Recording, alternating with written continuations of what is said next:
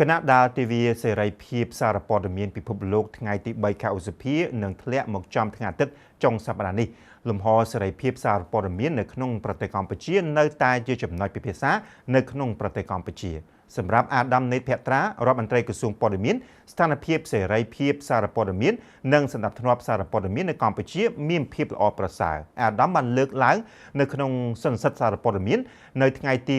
29 ខែមេសាដោយផ្អែកលើការស្ទង់មតិថា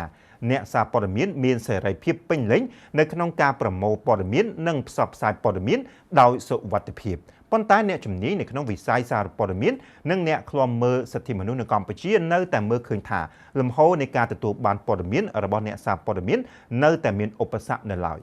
លោកពុយគៀប្រធានក្លឹបអ្នកកាសែតកម្ពុជាបានលើកឡើងថាអ្នកសារព័ត៌មានក្នុងស្ថាប័នមួយចំនួនបានជួបប្រទះការលំបាកនៅក្នុងការទទួលបានចម្លើយឬក៏ព័ត៌មានពីមន្ត្រីអ្នកនាំពាក្យរដ្ឋាភិបាលប៉ុន្តែកន្លែងខ្លះក៏មានការចង្អៀតដែរហ្នឹងគឺសំដៅទៅលើស្ថាប័នមួយចំនួនអញ្ចឹងទៅពេលដែលអ្នកសារព័ត៌មានហ្នឹងត្រូវការសួរស្ថាប័នហ្នឹងគឺព្យាយាមមិនឆ្លើយតបទេបិទបាំងអីចឹងទៅហើយជាការពិតអ្នកនាំពាក្យយើងខ្លះក៏លោកមិនបានផ្សព្វផ្សាយមិនបានឆ្លើយតបបានលឿនរហ័សឬក៏ទៅតាមអ្វីដែលអ្នកសារព័ត៌មានបានសួរដែរ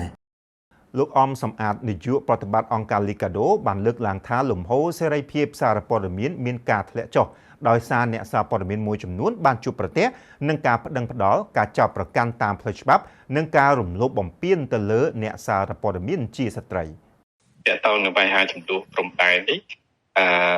សេរីភាពក្នុងការយកព័ត៌មានរបស់អ្នកសារព័ត៌មានហាក់ដូចជាមានកម្រិតអញ្ចឹងវាធ្វើឲ្យប៉ះពាល់ទៅដល់សិទ្ធិអ្នកសារព័ត៌មាន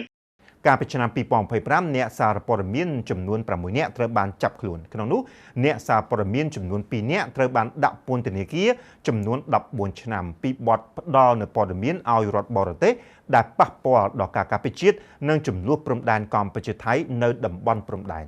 លោកណុបវីនាយកប្រតិបត្តិនៃសម្ព័ន្ធអ្នកសារព័ត៌មានកម្ពុជាដែលហៅកាត់ថា Cambodia បានលើកឡើងថា